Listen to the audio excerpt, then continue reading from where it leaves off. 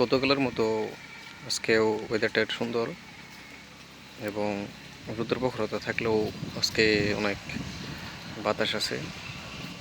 এই আকাশের অবস্থা দেখলে বোঝা যায় যে আকাশটা সুন্দর ক্লিয়ার।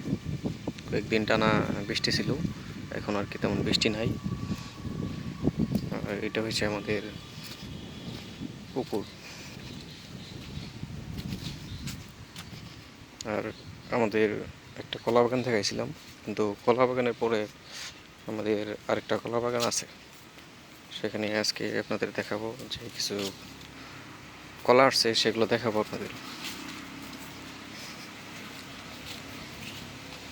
কারণ কলা গাছগুলো মূলত পানি থাকলে কলা গাছগুলো হইতেছে না, পানি থাকার কারণে এই কলা গাছগুলো ভালো মতো হয় নাই, সম্পূর্ণভাবে পরিবেষ্ট হয় নাই।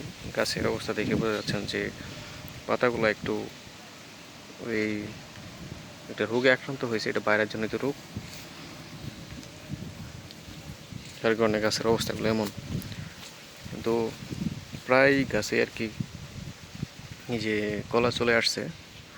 এখানে আমি এই 7.5 শতাংশ জমির মধ্যে 90 পিস কলার গাছ লাগাইছিলাম, কিন্তু 90 পিস আর কি এখানে কলা গাছ নাই।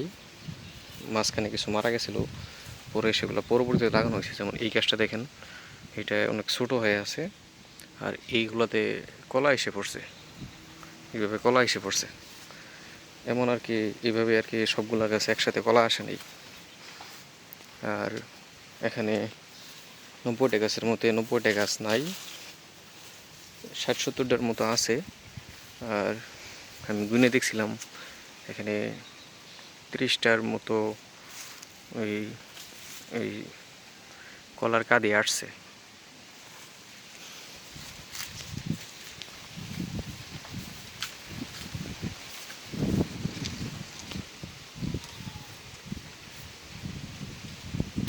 যেমন আমার ক্ষেতের পাশে একটা বড় বাগান আছে, সেখানে আবার কলার কাঁদিগুলো অনেক বড় বড় হয়েছে, কিন্তু আমারটা তেমন একটা বড় বড় হয় নাই, কারণ সেভাবে যত্ন নিতে পারিনি আমার কলার গাছে।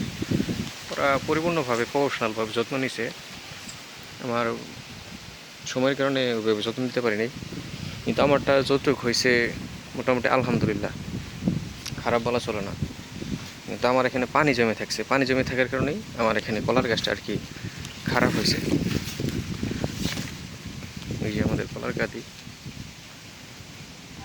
তবে বৃষ্টির কারণে অনেকেরই কলার বাগান নষ্ট হয়ে গেছে, কিন্তু আমাদের একটু উঁচু জমি, যার কারণে তেমনটা নষ্ট হয়নি, যার কারণে কলার বাজারও এবার ভালো।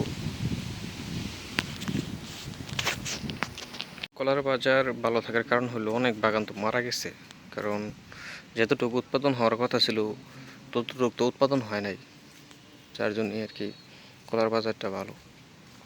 এই যে আমি কিছুদিন পর আর কি এই ছত্রাকনাশক দিই, যাতে এই কলার মধ্যে যে একটা দাগ পড়ে, এই দাগটা যাতে না হয়, সেই জন্য আমি কলার গাছে আমি নিয়মিত প্রায় ছত্রাকনাশক দিই। মোটামুটি এই যে ভালোই পুষ্ট হয়েছে, কিন্তু আমাদের কাঁদগুলা একটু কম হয়েছে। অন্যান্য বাগানে যেমন 8টা-9টা করে কাঁদি হয়েছে, আমারটা 6টা 7টা এরকম আর কি কাঁদি হয়েছে।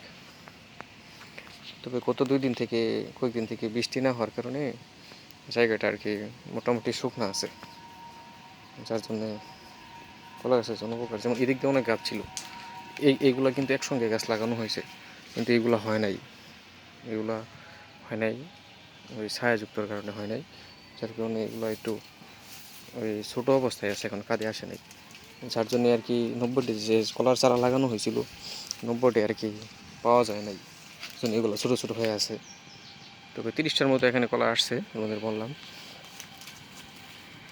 আর আর এখানে পানির অবস্থা, এখানে অনেক এইটুক পদ আসছিল, কিন্তু কমে গেছে আস্তে আস্তে, বৃষ্টি না থাকার কারণে পানির অবস্থা অনেকটা কমে গেছে।